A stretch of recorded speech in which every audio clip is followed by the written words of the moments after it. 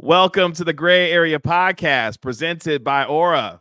My name is Kevin Gray. Appreciate you joining me here on the podcast. You can download and subscribe to the Gray Area wherever you get your podcast for free. Give it a 5-star rating and write a review for it while you're there. You can also check out my other podcast, the Inside the Mavs podcast, the official Mavericks podcast of 97.1 The Freak, wherever you get your podcast for free. You can find me on Twitter at Kevin Gray Sports. It is Friday once again, which means it's Reg Fridays here on the Gray Area Podcast. Reginald Adetula from 105 through the Fan, hosting the Get Right, joining me here on Friday. Reg, what's going on? Not much. I'm in the midst of that time where you went to the grocery store and you realize I didn't get all the stuff that I need from the grocery store. And so man, you just spent money and you're like, I should eat at the crib, but I don't have all the stuff that I want because I need to go back to the grocery store. There is nothing more annoying than making a grocery list and still not getting everything on the list, because the idea of making a list is to ensure that you have efficiency getting in and out of the grocery store. And then when you still forget something, or you just forgot something to put on the list, it usually is you have to go back. Yeah, that's annoying. And it's because I am not the proactive type where I'm making the list as we go, right? I'm not making the list over the time period when things are popping up. I am like, all right, it's about 10 minutes till I'm about to hop up and go to this grocery store or whatever. What do I need? And that is rife for forgetting the things that you need and or want. And so, yeah, that's where we are at this moment. And it's another level of difficult. I guess difficult is not really right the word. I am shopping for one, right? And so I got to be real careful. I don't want to buy too much because then we end up in food waste, or really more importantly, money waste. And who's got that to do in this economy, right? Like who's got it to be like, I buy extras of this thing that I'm not going to use, right? And so I got to be real deliberate, except I am not putting in deliberate effort when it comes to making these lists and planning ahead. And so, yes, we end up in a place where, periodically you just got to make that quick run to the store for one or two things. See, at least for you, though, you're just doing that for one. I'm shopping for three in my household. Now, I'm pretty, I know myself pretty well, so I know kind of what I need. But depending on the day, the hour, or the second, that may change for my wife and my daughter based off of what they may be feeling on a particular day about what kind of snack they want, what kind of candy bar they want, or whatever the case may be. So that fluctuates from time to time. And you're the gopher. Exactly. You're the gopher. Exactly. It's like, hey, Daddy, I want some candy. Now, Daddy getting in the car to go to the HEB and go grab some candy. That's right. Going to look, it wasn't even on the list. Damn it! Now I got to go back and go get this candy because I should have proactively thought about it. And you know what? Thinking my wife might want a Twix today, my kid might want some Skittles. Maybe I should just put that on the list. Maybe that should just be an evergreen thing on my list. Don't do that. That's how they win. No, that's how they win. Now you just got a vending machine in your pantry because you're trying to handle all occasions. That might low key, I already got one like in my little cabinet because my daughter likes snacks and stuff, and she takes them to school every day. So I've stayed at the the altar of Oreo and Chips Ahoy and Slim Jim and Nabisco. Just take you for everything you got. Take me for a ride every time, every single time. And I'm like, can I get off of this roller coaster, please? But then I realize I have an almost 7-year-old who's like, Daddy, can I have a snack, please? Girl, go get them fruit snacks. We're not shopping and laying prostrate at the aisle of Nabisco today. We're just not doing it. Have we gotten to the point where it's just like no longer is it Daddy's got to go and get it? You're just like, go in there and get all the stuff. Just stop asking me. I would rather have the peace than know that you are not ingesting a whole bunch of candy. Yes, and shout out to my wife for doing it. She's like, "Look, Kevin, why don't you just set up a whole snack bowl in a cabinet there? She can go get it herself instead of having like, Daddy, can I have it? Go, you know where the snack is? Go get it. You know where it's at." So the peace of mind is worth more than controlling what the nutritional intake is for your child at this point. For every parent who listens to this, you know exactly what I'm talking about. The peace of mind of knowing that your child can go get things on their own is a piece that most parents will, once they get to it, they will tell you, yes, I'm glad at this point in my life where my child is independently able to go get their own stuff. Yes. Then as a real parent, you make them go get the remote, even though you may be 5 feet away from them. That's my favorite part as a parent now.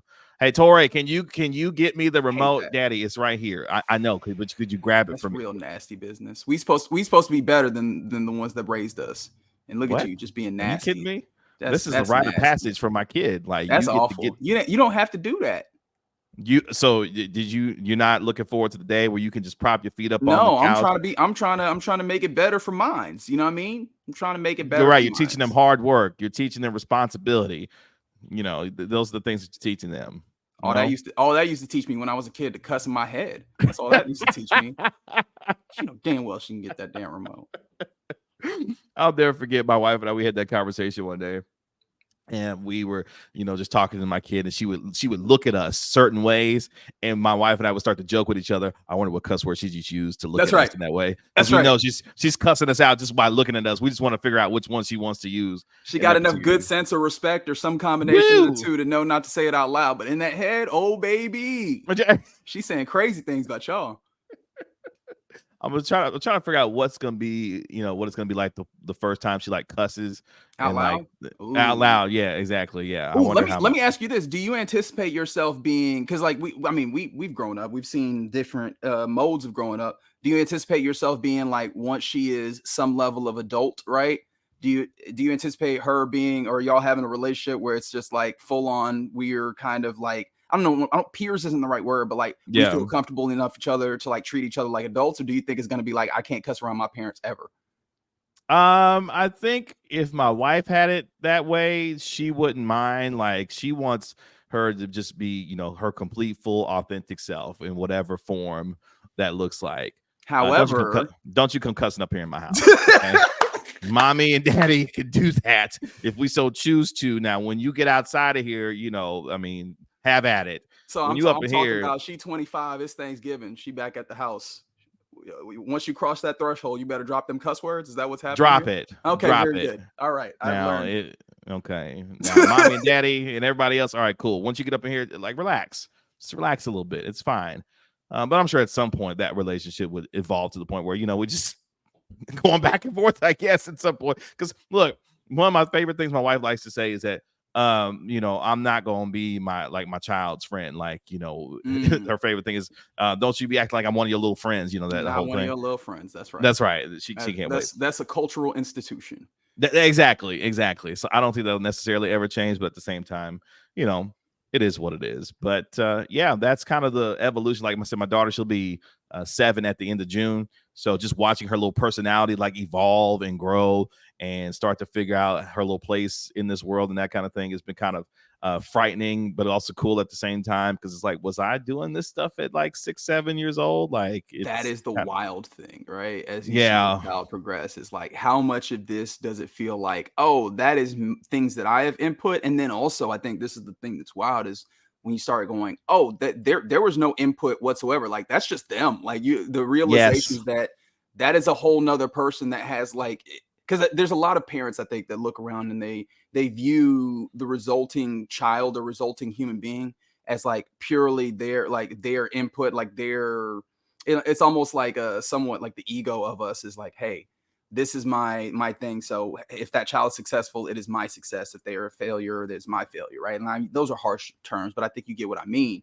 When in all reality, like, hey, that's a human being that has some level of like, hand in all of this. And you start realizing there are some things that's just like, that's just them, right? Like, that is something that has nothing to do with your nurture and your nature and all of those things. This is just, oh, that's another person. And they have unique and distinct things about them. In addition to those things that you have given them inherently, or the things that you have modeled for them and the things that you've shown them. And look, even just beyond that, I look at my child every day and I couldn't even deny this child if I wanted to. My child is just like me. Just like me. Even if I want to be like, nope, that's not mine. No, sir, Mr. Gray, we know that's her. She looks just like you. All right, you got me. Damn it, you got me. Let's take a quick break here on the Gray Area Podcast. Let's hear from today's sponsor of our video and our podcast. Let's hear from Aura. Today's video is brought to you by Aura. Do a Google search on your name and email address to see how much information comes up about you. I was devastated by the amount of information that I could be seeing searching my name and profile, and I knew then I needed to be protected for not just myself, but also for my family. Data brokers sell your information to scammers, spammers, and anyone else who may want to target you. Your full name, email, home address, health records, your relatives, it's all out there. That's why I've been using Aura, the sponsor of today's video. Aura shows me which data brokers are selling my information and automatically submits opt-out requests for me. Cleaning up my information not only helps reduce the amount of spam I get, but it protects me from hackers who could use this information to help them access my social media accounts, bank accounts, and other sensitive information.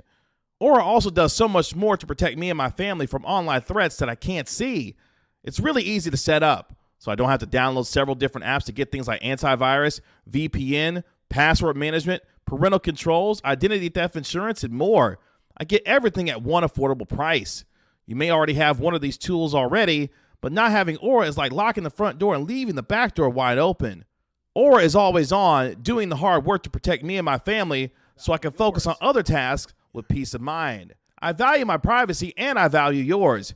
You can go to aura.com/Kevin Gray to start your 2-week free trial. Please see the link in the description.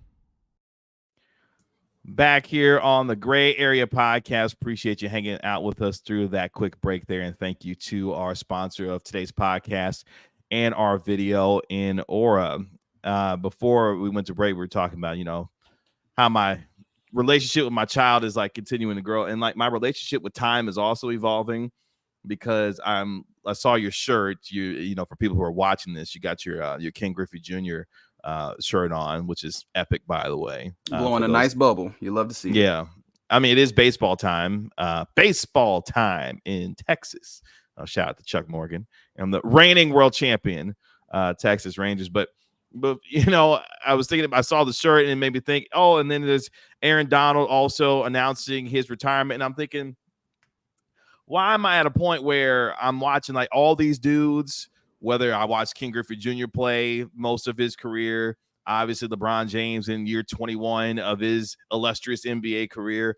And now in the NFL, we watched Fletcher Cox of the Eagles, Jason Kelsey of the Eagles, and now Aaron Donald, probably the best defensive player, not just of his generation, but maybe of all time.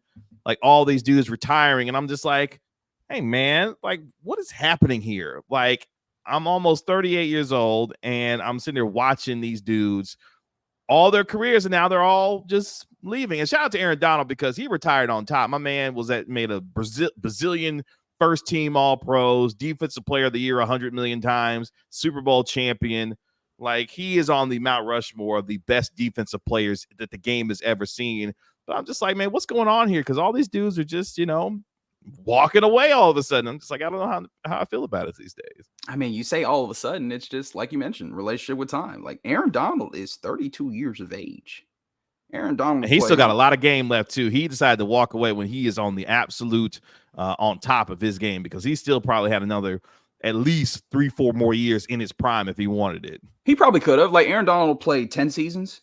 And so, yes. I mean, like, especially with the dude who was as healthy fairly as much as he was, like, you probably see another 2-3 seasons, right? But at the same time, like, I'm kind of good with him not playing 2 or 3 more seasons, right?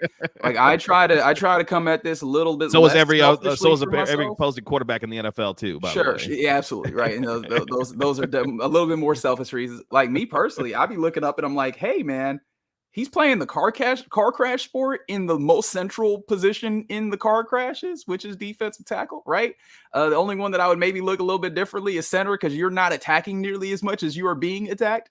But like he right there in the middle of this. Shout out to Jason Kelsey, mind you. That's right. And like, hey man, you have taken a lot of those car crashes. You have already established yourself as one of the best to do this. He's made a good amount of money, right? Like unless the whatever next couple of years really changes the dynamic of that. I don't know his finances like that. Yeah, he's made well over $150 million in his career. Yeah, like, take fewer of those subconcussive hits, right? Like take fewer of those, right? Like that's the way that I end up, particularly in football, right? Like hit for your lick and go. I am not mad at you in that regard. So yeah, that's the one. And I don't know why it keeps harkening for me back to like Dirk Nowitzki, because like Dirk Nowitzki, different dude, like played a lot longer, but he's also playing a sport that does not have that direct contact. But like one of the things at the end, like I saw people that were like, and it was a little bit selfish, right? Hey man, one more, run it back, one more. And I'm like, no, go home. Enjoy yourself, right? Stop having to take shots just to get on this floor, right? Stop having to work extra hard just to be able to show up to work, right? Be able to enjoy a cheesecake when you have dinner with your family because you're not trying to count every single granule of sugar to make yourself most optimal to try and play this basketball. No, go enjoy yourself. You've given me plenty, right? As an enjoyer of sports. And I feel like that's kind of where I'm landing with Aaron Donald. Yeah, it'd be cool to keep seeing him play.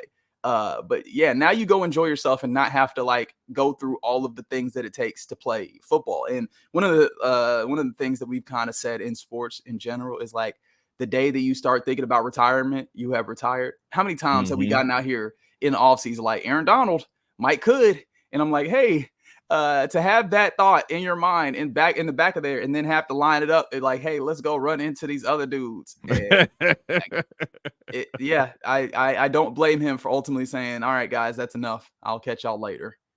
I mean, which is, honestly a difficult thing to do. Like, I feel like it's more difficult to make the decision to walk away when you're at your still, absolute peak or close to your prime as an athlete, because the temptation to stick around and continue to try to prove yourself or prove to yourself that you still got it and still continue to play. I think that is a temptation that for some athletes who retire at the top still remains there. But at the same time, for him, it always gets back to one thing that I will always say especially when it comes to NFL players. I will never begrudge an athlete in the National Football League for commanding as much money as they believe they should get in order to play this sport. And however much money you feel like it takes for you to get to participate in car crashes for 3 hours at a time, now 18 weeks at a time, for however long you choose to do it. Yeah, go get all the money that you can, because what does the NFL stand for, as we've always heard? Not for long. And for the dudes like the Aaron Donald, who can play a decade and be at the top of his game, make the amount of money that he did, and then still leave the game what it appears to be all of his faculties. Yeah, man, you did it right. You were arguably the best player of your generation. You won a Super Bowl. You made a bunch of money. You racked up every accolade that you could possibly achieve in the National Football League for the position that you play. And now you get to walk away with your health and do it young as well. Yeah, man, go ahead. Enjoy that retirement, because a lot of dudes don't get to put themselves in that position to be able to walk away in that fashion. And Aaron Donald is one of the, athletes, especially today, that was able to do so in the way that he has decided to do so, apparently. Yeah, and you mentioned the idea that, like, maybe guys still out there to prove to themselves. I don't even know how much that is. Like, you have to realize these dudes are just built different in some ways. And some of this is like the socialization that happens through, the course of being a football player and all the different things that you have to give up over the course of your development in order to like become this and like, put that effort in to maximize the talent, or at least, cultivated to a place where it is some of the best in the world and allows you to, compete on the highest level. Right. I have a lot of respect for the dudes that, that are able to and feel comfortable to walk away when there's probably still more juice to squeeze, understanding what we know about the way that these athletes make this their identity. And I can only imagine how tough it is. And like, obviously we're talking, and somewhat jokingly so, but I think you understand where we're coming from about, like the physical tolls of this thing. And possibly like the mental tolls and those types of things that happen afterwards. Right. I know that there's guys that have talked about the ideas of like being able to play with their kids on the back end of it is something that is a consideration for them. But like, dudes' identities are wrapped up in this, right? There's a lot of dudes for whom high school was not really in the same ways as popping as you might think, just because they were turning down stuff in order to make sure that they were doing these 2 days, hitting the gym and all these things, right? College also, right? And this is one of the things that goes into a whole nother conversation, where college is not the same college experience because these guys are, they're working already, right? This thing is a job. Athletics, sports ends up being a job so much earlier. There's also some instances where you can argue that like sports is a job for some of these dudes in high school, talk less of college, right? They have made themselves into low-key 8th grade these days for a very long time. And so when you do that, it becomes a large part of who you are.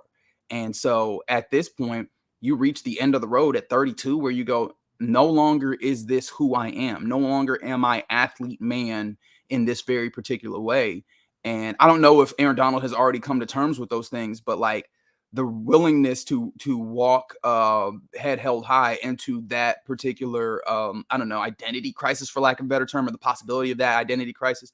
I have a lot of respect for the dudes that are like, I'm not going to run away from that. And of course, I'm not saying that to like characterize the folks that hang around and stay in any level of negative light, but like I do have a lot of respect for the dudes that are like, I'm willing to like step away from this earlier than some, or earlier than maybe the physical demand might be, right? Like some people are just like, I'm going to run this till the wheels fall off. And the idea of being like, I'm not waiting that long. I'm going to walk away from this and walk into something that is notedly and consistently shown to be a thing that dudes deal with, which is dealing with that identity of who am I if I am not athlete man. And so kudos to Aaron Donald and all the other dudes that have done that over the course of time and walked into that and like now have to engage with that. I'm intrigued to see what his story is, even if it's not like some level of media or coaching or whatever, just because he seems like a largely interesting dude while also being very, very good. And so like I wish the best for him, and like kudos to him, right? Great career, made his money. And seems to be walking out with all the pieces where they were to start with. Like that's incredible. That's how I knew I wasn't gonna be a high level athlete. Like I played baseball from the time I was 5-6 years old to the time I was 18. By the time I got to my senior year of high school, I played my final year of high school baseball, and my dad was like, "Well, what do you want to do, afterwards? Now that you're, finished with your high school, baseball career?" I was like, "I'm tired." I'm burnt out. Like I'm getting ready to go to my freshman year of college. And he's like, "Do you want to try to continue to play and maybe try to walk on?" No, actually, I'm exhausted. Like I've played pretty much all of my formative years, and the amount of commitment that it takes. And I was a pretty good player, but at the same time, when you start thinking about trying to walk on, at a Division I school, Buddy, and that then is an experience. Like, come on, man. And then trying to not only walk on, but then try to have the level of commitment to stay toward, fitness and, the amount of play that you have to do, like all the things, especially in baseball, where it's extremely difficult to make it to the major leagues, and all of that comes with all the levels that you have to go through just to get to, the possibility of making the major leagues. I was like, no, I'm tired. Like I'm exhausted. I'm done here. I'm gonna go over here, work my little summer job, and get me some rest before I go off to college for my first year and then go on from there. So to your point, I admire those because it's really turned into a profession much younger. I mean, we talk about, basketball, for instance, the AAU circuit, you start playing, high level basketball, quote unquote, in 7th, 8th grade. Like you're on the radar, and sometimes even earlier than that, you're already on the radar for what that kind of looks like in terms of a profession. And by the time these dudes are 30, 31, 32 and beyond, they've been probably playing their particular sport as a quote unquote professional probably for 15, 16 years before they even hit 30.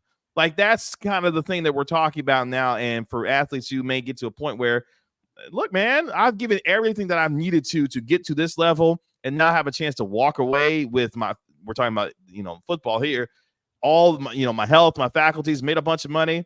Yeah. And by the way, I've been technically a professional since I was like 14, 15 years old. So yeah, I think I'm ready to walk away at this point. But that's how I knew. I was like, yeah, I'm not cut out to be a quote unquote high level athlete, because all the commitment that it takes. Nah, man. No thanks. Yeah, that reminds me of like when I was playing sports in high school and such. And I don't think I ever allowed myself to think I was going to go pro. In fact, like in that moment, I was thinking about it because I had decided in 7th grade I was going to be an architect. You see how well that went. But like I geared all that towards that, to the point where I was just thinking about it. I wonder if I did like confuse or like, disillusion myself to think I could go some level of pro, if I would have been better.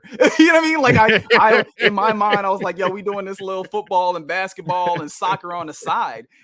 Imagine if I'd have been like, nah, let's take this real serious. Let's see what we can go do with this, if I would have made something happen. But obviously, right, this is probably the more reasonable way of going about it than disillusioning myself and then finding out that when that senior year here hits and you don't have the people coming knocking, asking you to come play sports at another level, I imagine that's probably not the way that you wanted to go about it. But yes, that was a funny little thought in my mind where I was like, hey, probably could have taken that actually more seriously. And it's funny because my dad still to this day is like, do you regret not having? No, I don't actually. I didn't have recruiters beating down my door to be like, hey, come play baseball, at my Division I school. Like I said, I was a decent player, but at the same time, trying to take that next level of commitment, especially in a sport like baseball. Nah, man, I'm good here. I've given a lot to this sport already. And as decent as I was, when I walked on campus and I saw these other dudes and what they was out here doing Yeah, but every you day, went to you went to Missouri. That's not a comparison. Still, though, I'm sure with whether you're Division I, Division II, whatever, there's another level to that you have to try to get your mindset wrapped around. That for a lot of folks, like once they get there, it's like, no, actually, I'm good here. I'm gonna go ahead and go just do what I need to do and get on out of here. I will hold this microphone and ask you some questions. Well, once I found out I could run my mouth and do it pretty well, I was like, you know what, maybe I should do this actually. Like maybe I could take some of my experiences that I used to have as an athlete, playing basketball or, baseball. It's funny because my dad, we're talking about football here. My dad never let me play football. He's like, because I asked him, when I was like 7, 8 years old, I was like, Dad, can I, play football? He's like, no, you go pick up this baseball. I was already still playing baseball at the time because I played like T-ball at 5. He's like, no, you can keep this baseball bat and glove in your hands and keep doing that. He looked at your physique and they were like, oh, you about to be on this line, baby. You about to be in here running into people.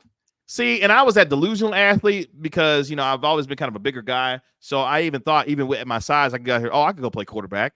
Oh, yeah, I can go play, running back or something like that. And they would have stashed your ass at guard. Guard, defensive line, offensive line. No, man. No, I want to play that premier position. It's like, well, no, Kev, you're probably going to play. No, thanks. Dad was like, no, you're not going to do any of that. So, I loved, I love baseball. The one that the kid that I love, because not enough people love him enough to not put him in this circumstance, which is the kid that is clearly big to the point where they're like, you have to play football. And you could tell his heart ain't in it at all. Not at all. Not in the light. That's the kid I always feel bad for because you can point him. He sticks out like a sore thumb every time. And you're like, that baby just want to draw. Just let him go. Let him go play the saxophone, please. Stop making him play this football just because he's so big. Look, a public service announcement to all you parents out here, Texas. If your kid don't want to play football, quit getting out there grilling that little boy like he want to get out there and play. I'll never forget my little daughter. She does. Talking about my daughter again. She does like cheerleading or whatever, right? She's the star of the show. We know this, right? Exactly. That's very true. And we was at one of her little football games or whatever.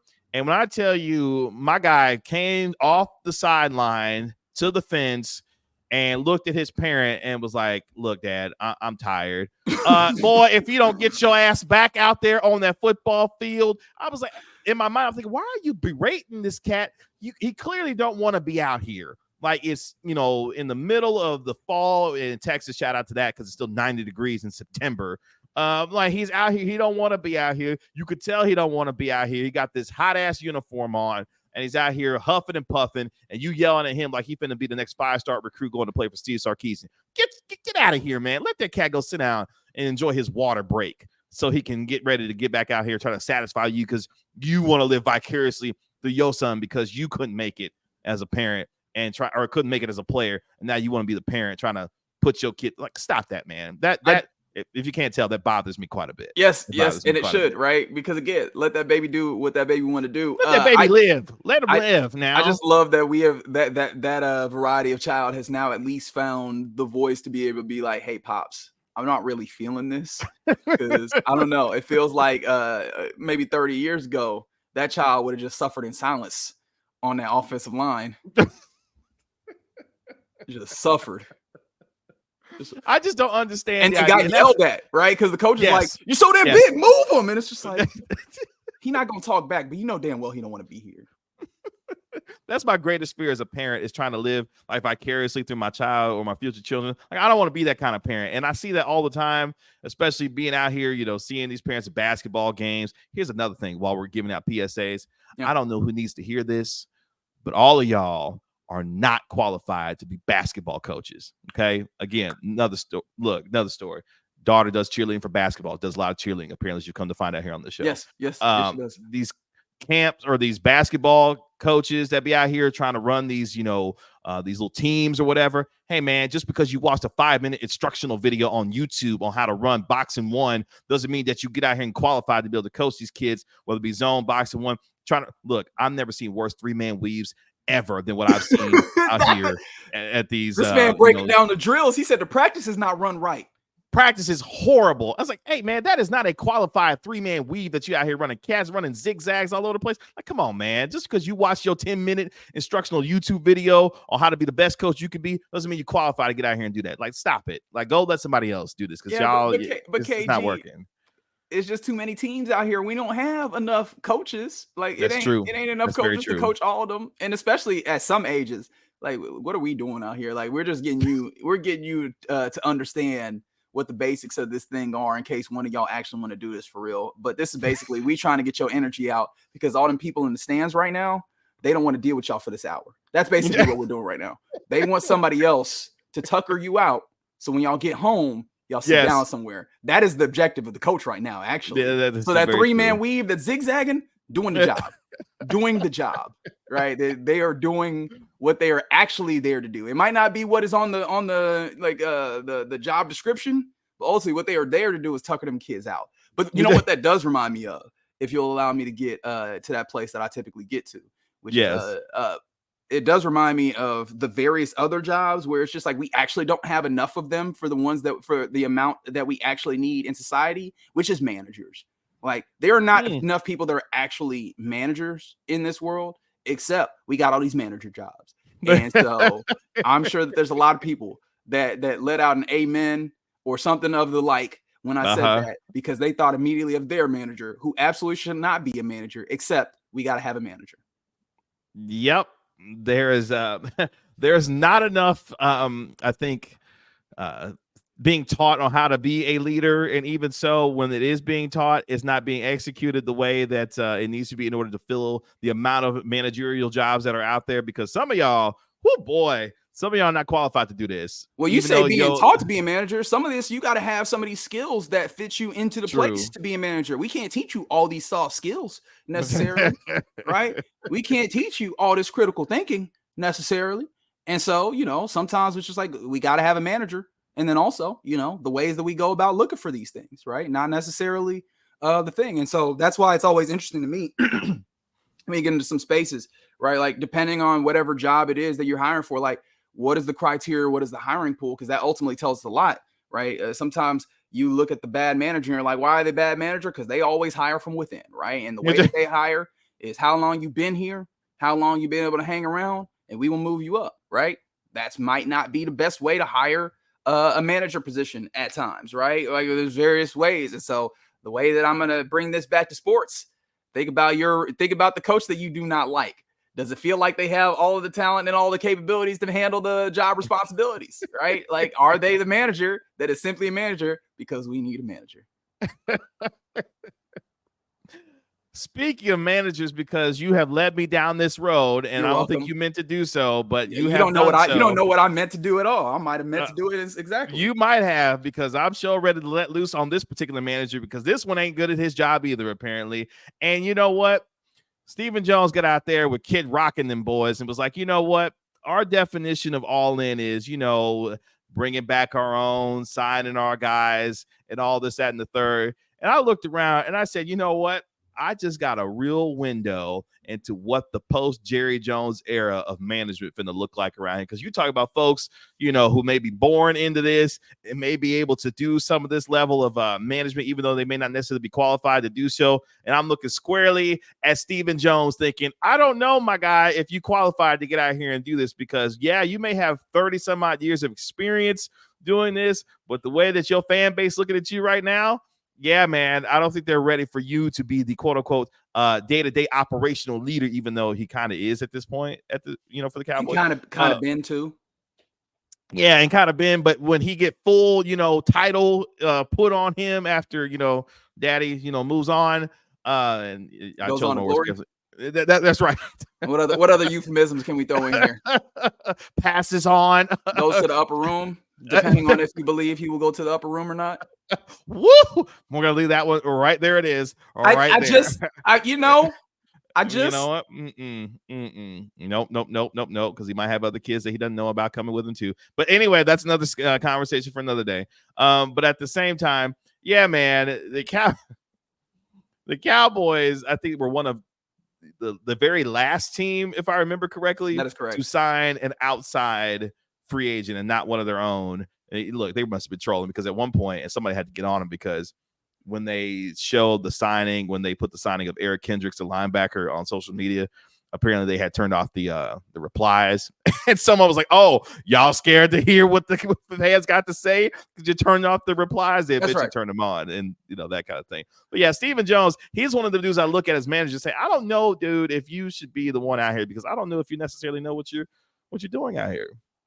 I think there's so much to do here, and it's like it's a well-trodden conversation, and so I'm me, I'm not necessarily one for, hey, this is the conversation that we've already had. I'm always like, what do I find interesting in this? And the tough part about it is the Stephen Jones, Jerry Jones managerial experience of this. Not a lot of interesting regarding here at this point. Hey, you know what was interesting? My man was chilling at South by Southwest on day one of free agency out there talking shop with Stephen. Oh, you didn't see that? Was he really? I missed that. Stephen Jones and his sister Charlotte were in Austin day one of NFL free agency at South by Southwest talking about the history of the Cowboys and their relationship with Nike, among other things, with Sportico on day one of NFL free agency. And I'm sure I guess you didn't. There was rational reaction to that on social media. I imagine all the rational reaction to that. No, but this is the thing, right? Like optics matters in some of this as well. And this is where it gets kind of interesting about is like, look, man, it's very apparent. There's a lot of interests that they are trying to handle. And you just can't keep coming back to the idea of, do you have enough of a perspective on this or enough bandwidth to be able to handle all of these things, right? Because this comes back to one of the things I always talk about in basketball, where there's a reason why these things are two jobs, right? Yes. And it's specifically like, and we kind of went through that era and we've come out of it where the head coach also wanted to be the general manager. And I'm like, there's a reason why this is two jobs, right? Like there's responsibilities that are necessary. And it's something that we don't talk about enough, but there's a reason why there's checks and balances in this, right? Like there's the separation there because you end up having like different people operating in different things that are able to balance each other's different focuses out. And so the ways in which we have people that are worried about like the business aspect of this all, while also being particularly hands-on with the football interest of this all. Like it's time and time again, we see the ways in which it allows certain things to fall by the wayside. And it just makes you wonder, like, would you be better off if even if you have the same person that is able to focus their energy in this place, even with the, maybe some of the logic, the faulty logics that at least on the outside we would look at and we'd be like, I do not agree with that perspective. If you are able to execute it at 100%, maybe it looks a little bit different. Because again, we can point to this team and say that it has not been absolutely atrocious during this time period. But maybe, just maybe, if you have somebody who has the time and the inclination to do their due diligence, maybe, just maybe, you get Derrick Henry on the phone and talk to him, right? It probably, and I'm willing to say this, it probably ends in the same place where he goes and takes his money in Baltimore. But the quotes that we got of Derrick Henry talking about, that's a great organization. It would have been a great opportunity. Sound like somebody was like, hey, I kept trying to hit her up. She didn't hit me back. So I just went ahead and moved along. It reminds me of that Drewski meme where he's looking at Kanye. A wild thing that you could start a sentence with. It reminds me of that Drewski meme. Like I just where he's looking at Kanye and he's pointing. It's like, you talking to me? Like I feel like right, like me.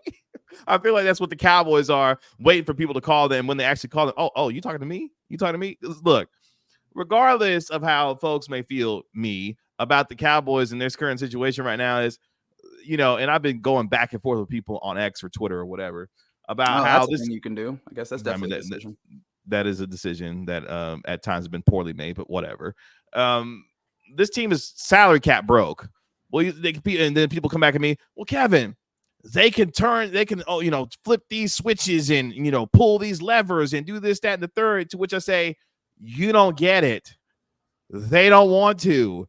If they did, they would have done it already, because they could do the thing that the Chiefs just did with Patrick Mahomes the other day, which is flip a switch that opens up $21 million in salary cap for their quarterback's contract being restructured. Guess what? They don't want to do it because they're tired of kicking the can down the road. And which, to be what? fair, has been an issue with them in the past. Yes. It feels like they learn lessons. They just execute on them in the most annoying ways for the people on the outside. Yes. And that is why people who look at Jerry and get all upset about that he said all in, if you kind of think about it, this team, and people will say, Kevin, why are you defending this team? I'm not defending this team. I'm telling you exactly. They've been waiting for that. This team has, quote unquote, been all in for the last 3 years. And now all that kicking of the can that they've been doing down the road is kicking their ass back. And they don't want to kick any more cans down the road. And that's why you may see Michael Gallup as a post-June 1 cut. They're not restructuring Dak's deal right now. That's not why. The reason why is because they paid him money, and he has not looked like anything like he looked like before either. Correct. And and even before, you needed him to get better for that money that you're paying him.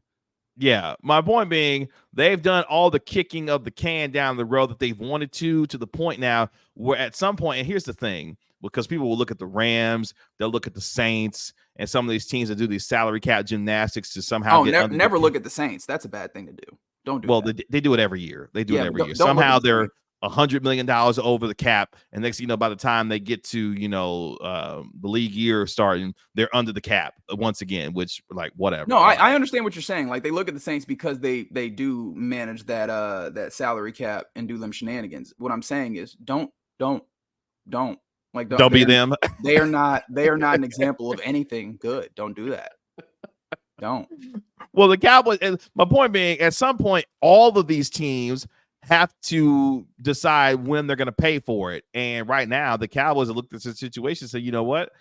We might be in a position where we have to pay for it now, because not only do they got to think about Dak, and obviously his current situation is wild right now, but you still got CeeDee Lamb and Micah Parsons, who, if they wanted to, could put pressure on the Cowboys to get deals done this year. And it still won't necessarily affect their salary cap for 2024. They're already thinking about 2025 and what that looks like. This team is salary cap broke. That's why they can't afford to call Derrick Henry, because they knew that Derrick Henry was going to be too rich for their blood at this point, no matter what. You can know that. There's one thing, and this is the thing, is I actually agree with you there. I don't think that he was ever going to end up here, because never coming to Dallas. Once you had the conversation, you're probably going to find out but have the damn conversation. That's a part of your job description as general manager, is being like, I don't think that, and maybe people do know this, but I don't think people realize just how much general managers on the phone with other general managers, people around the league, agents and those things. And look, maybe this is where my ignorance also pops up, and they just have not been, I have not known how much they be on the phone. But it seems evident that they be on the phone less than other general managers. They still operate with this philosophy that people should call them. It's 2024. You need to call these people. Look, the mystique of playing for the Cowboys the way that it was in the 90s, that's gone now. There are guys that have watched the Cowboys for years, and while they may like the Cowboys as a brand, what level of winning have they done to put them in a position where they've earned the benefit of the doubt for someone to come join them to think that they would be the one to put them over the top? No, that's not happening anymore. And until they actually make a playoff run worth a damn, other players are going to choose to play elsewhere because they look at situations that give them a better chance to win the Super Bowl. And guess what? It's not in Dallas right now. It's just not. You know what, though, as you were talking about the ways in which salary cap poor, so on and so forth, it does make me ask, and I asked John Machota this, and I thought he gave an interesting answer, but like I'm interested in your perspective, because I think we've had a conversation about this on the phone or something. What does it seem like the Cowboys expect, one, for the remainder, for like this year, as the way that they're going about building this, or basically not building this, because they're not doing, they're on the standard MO of, we're not engaging a free agency early, we'll like pick at it afterwards. But they're also not really signing their guys a ton, although they did get Jordan Lewis back as well. Does it feel like they're operating a little differently for this year? And then also, like, seems like a lot of guys are on 1-year deals. It seems like they're positioning themselves to possibly have like kind of a reset of some sorts. Like, what does it seem like they are positioning themselves for in the future? Because that's the thing that I find to be more interesting than anything, in the idea of I know the all-in thing has really run its course. I'm kind of tired of talking about it, right, and bringing it back up at this point. But like, the way they're looking at this year, and then also the way that they're like trying to move forward, because it seems like they've gone for a pack of years where they're like, we're going to be a certain level of good, but doesn't seem like at any level they're ready to like reset or retool in any ways. Because when you look at the ways that you have a whole bunch of coaches on basically 1-year deals, there's a decent amount of players that are going to be on 1-year deals. Like, where does it look like they're setting up to do? It feels like a soft rebuild. Like when you have soft openings for a restaurant, you kind of test it out. You want to see what the response is and the reaction is to it. And then you go, with the full, opening of the restaurant, and then, go from there. It feels like a soft rebuild because the places where they're trying to invest in are places where traditionally you don't want to necessarily spend a lot of money. Running back, you knew they were going to pay Tony Pollard again. So they're trying to figure out, okay, do we get younger and cheaper at the position there? We could do that in the draft. Which linebacker, Gelkin reported they've on. been needing one of those. They obviously. What's that? Oh, I mentioned when you talked about running back, Gelkin reported on the idea that running back is not going to be a place that they put a lot of money. Right. Yeah, they're going to stay, cheap in terms of that particular position there. So that didn't necessarily surprise me. You needed a linebacker. You got to find one of those. But it feels like a soft rebuild because you still got these huge ticket items.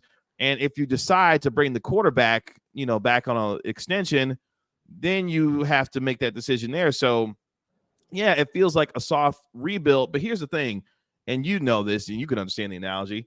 What did the Celtics try to do for all those years with Danny Ainge leading them in their organization? They tried to play for the future and the present at the same time and try to thread a needle where let's stay as good as we can, but also try to build for the future at the same time. And sometimes it doesn't work like that. Either you go for it and go all in to do so, or you decide to tear the whole thing down. The Cowboys are in a position where I don't think they'll ever fully tear the thing down to start over, but they want to try to stay as good as they can while trying to build for the future at the same time, which I think is really difficult in the National Football League to try and do so. I think one of the problems, though, with the idea of like trying to tear the whole thing down is you've got a few. I think you've got a grip of really good players that I don't know that you want to tear down around. Where you talk about CeeDee Lamb, Michael Parsons, Trayvon Diggs. Those are the three that immediately come to mind. We don't even have to talk about quarterback because I know that ends up being a whole different thing that we don't need to do. But like I feel like you have a foundational group of players that feel like they're so damn good that I don't know that you really can or should get to a place where you tear this whole thing down. And that ends up being like a weird place to be considering. And then also like Tyler Smith, right? Like I don't want to forget him and his capabilities as a very good player. So it isn't the easiest place to exist in. It just feels like, and you know what's funny, right? We have large, big scale conversations about the Cowboys when I personally think that the issues are actually small. I think they're small issues, but they're small stumbling blocks that you're going to trip over every time. And I think that because like, again, we go into these postseasons and we're like they have the capability to win. It ends up being small things, I think, more than anything that keep them from reaching their ultimate goal. And so because they keep allowing various small things to get in their way, we then make them into the giant things. But it feels like the small things. The problem is I don't trust them to fix the small things. And that ends up being the issue. Which gets back to the idea of management. I don't know if these dudes outside of Will McClay are actually good at this, because Will McClay is good at this. He's proven for the most part to be really good at this. Stephen Jones, and what struck me, and this is why it kind of bothers me to my core about this team, is because what Stephen Jones said when he was out there, hobnobbing with Kid Rock, the idea that we're going to, right, that's whatever. Yeah, I was about to say something. I was like, just let it go. Just let it go. The idea being that we are going to continue to do what we believe is the right way to deliver a championship, to which folks obviously responded with, hey, Stephen, Jerry, you've been trying your way now for 30 years and it hasn't worked. Why would you get out there on a microphone and then repeat the idea that we're going to continue to do it our way in order to try to win a Super Bowl, when clearly the way that you've tried it and some of the various forms that you've tried it in have been ineffective? So why not do something different? Which ultimately got me to the point of, I know why that Stephen could say something like this. No one's job is on the line here. Sure. Stephen's job is not on the line. Obviously, Jerry's job is not on the line. These dudes have no reason to move differently because they're not going to get fired. We laud the Eagles, the Rams, the Bucks in certain respects when they were winning Super Bowls with Tom Brady there, because those dudes' jobs were on the line, whether it be Les Snead, the general manager for Los Angeles, Howie Roseman out there running things for Philadelphia, Jason Light when he was running. I think he still runs things for the Tampa Bay Buccaneers as general manager there. Those dudes' jobs were on the line. Stephen Jones' job not on the line around here. So why would he want to move differently or need to move differently? Because my man has the greatest job security in the world because he's part of the family business. I mean, yeah, these are the things that we've understood about this. These are the things that are absolutes that when you try and work around it, it makes all the other stuff kind of difficult to talk about. Because there you go, right there. They will be in the place. They have the autonomy to work the way that they want to work. There's no other pressure put on them. Even if they had job security, there's no other pressure to be like, hey, ultimately, I would like to see this thing operate in a different way. And so, yeah, no, they are going to do this in the way that they want to do this. And you just gonna have to see if they can maybe strike gold or something, if they can maybe get fortunate. And the thing that stinks is that they exist somewhere in that medium space where they are not terrible at this, right? You cannot say they are terrible at this. I understand that we exist at a place where we like to go to extremes. They are not terrible at this. They're just not good enough at this to get to that place where they can hold up a trophy. And that's probably the most frustrating part. And Steven was like, look, I understand the fans' frustration. I understand how angry and frustrated they are at this point. And it's just like, okay, Steven, you may understand the fans' frustration. You may, say you want to win as badly as ever and that kind of thing. But the way that you move and the way that you go about it doesn't necessarily suggest that you're willing to try something different to try and get yourself to a point where you're satisfying the hunger of a fan of the Dallas Cowboys to win a championship and be able to move on from there. So I don't know, man. I mean, good luck with the Eric Kendricks of the world, which I do think objectively was a smart move to make. Although, what was funny about that move? What's that? Not that long afterwards, or was it before? Either way, it happened. Bobby Wagner signs a deal to go play with Dan Quinn. Yeah, it's earlier in that same day. Yeah. And we come to find out apparently that Dan Quinn has wanted Bobby Wagner for each of the last 2 seasons in Dallas. And of course, Bobby Wagner, coming off a career year, had 183 tackles in Seattle last year. Before that, speaking of Los Angeles and Aaron Donald, bringing it back full circle, he actually was able to have a all-pro season a couple of years ago when he was with the Rams. Like, Bobby Wagner is still a good football player, and the Cowboys like, you know what, Dan, go out there and try to work it with Marquise Bell to let him play linebacker out there, and let's see how that works for you. When Dan Quinn's like, hey, man, there's a real linebacker that I want. Can we bring him in? No, he's too rich for us. No, thanks. And next thing you know, the first chance Bobby Wagner had a chance to go play with Dan Quinn, he goes to Washington to go play with Dan Quinn. There you go. By the way, right? Because again, I feel like we've covered the Cowboys thing. Now we're just wallowing in despair. That's not really fun. Washington, they just got out here and they were like, we'll buy ourselves a team at this point. But you know what's funny about that? Right.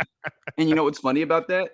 I don't know how much better they actually are. Like, they're definitely better. Don't get me wrong. They're I don't know how good they actually are, which is the thing that I'm trying to exist in, which is, hey man, we're in that free agency period. The thing that gives us things to talk about, right? As somebody who works in an industry where we got to have things to talk about. The thing that gives us things to talk about, these free agency moves. Are we certain that going and spending a whole bunch of money on free agency actually works out a majority of the time? Right? Like, this isn't necessarily, especially building a team exclusively or largely through free agency. Not really the proven successful way of doing this necessarily, except it's fun to talk about in the time being. And so we'll come back around later when we are outside of the place where we need to have this excitement and things to talk about. And we could actually have the conversation about how good are these teams actually, right? But for the time being, yay, signings, people are going places, hypotheticals. Well, look, I mean, the Washington Commanders are in a position where they got to spend to a certain floor. and they got a bunch of money to get here and just to give everybody. So if they want to get the AARP together with Bobby Wagner, Austin Eckler, and whomever, all right, cool, do it, because you got the money to get out there AARP. That's crazy. And make it happen again. And I just say that about Bobby Wagner, but he was actually a good player last year. The point being, look, the bar is so low in Washington, for example. Competence is a step up, and that's where they are now. Like, you may not feel like they got objectively like super better or much better than some of the teams that are out there that made some moves, but the bar is so low in Washington. Competence is where they needed to get to, and guess what? Dan Quinn has brought a level of they're not going to be objectively horrible in 2024. They may not necessarily be Kansas City, Baltimore, San Francisco, whatever. The bar is at the point where, hey, can we just be okay? Can we start there and then work our way up from there? And Dan Quinn, just by them hiring Dan Quinn, they showed a level of competence. Like, okay, yeah, we'll be cool. And they traded away Sam Howell, which I thought was a really interesting move, because I'm looking at Justin Fields like, hey man, where are you about to go? Because I think Washington is going to draft Jaden Daniels, the Heisman Trophy winner from LSU. I think they're going to draft him at number 2 now. And we're looking at a situation where we may see quarterbacks go at 1, 2, 3, and 4, to which I don't think it's necessarily a great idea, because Caleb Williams, he's going to Chicago. Like, Chicago looked at Justin Fields and said, you know what, Justin, here's what we're going to do in your face. We're going to get this team better for the guy that's coming to replace you, because they went out and traded a 4th round pick to go get Keenan Allen, to which I'm like, hey, that's a pretty darn good move if you're the Chicago Bears, that you only had to give up a 4th round pick to get Keenan Allen just to get things ready for Caleb Williams. But yeah, I don't know where Justin Fields go, but I think Washington drafts Jaden Daniels as the 2nd overall pick to be their quarterback of the future. And I think it would work well with Cliff Kingsbury as well. I think the offense would actually be kind of fun with him being their offensive coordinator there. Another quarterback doomed by circumstance. Like, I do think that we really are looking at evaluating quarterbacks and what they become, and so much of it is the circumstance that they are dropped into. Yes. Obviously, like, there is a decent amount that has to do with the player themselves, but I think that we have, like, the way that we've talked about this has been so individualized for so long that we overstate how much that individual matters compared to like the circumstance.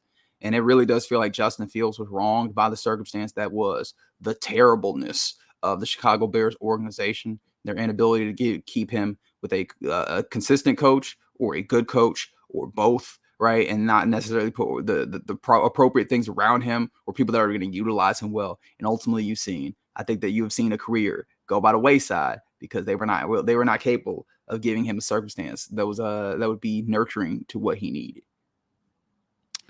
Yep, and I don't know if they still have that in Chicago, even if they draft Caleb Williams. Not certain.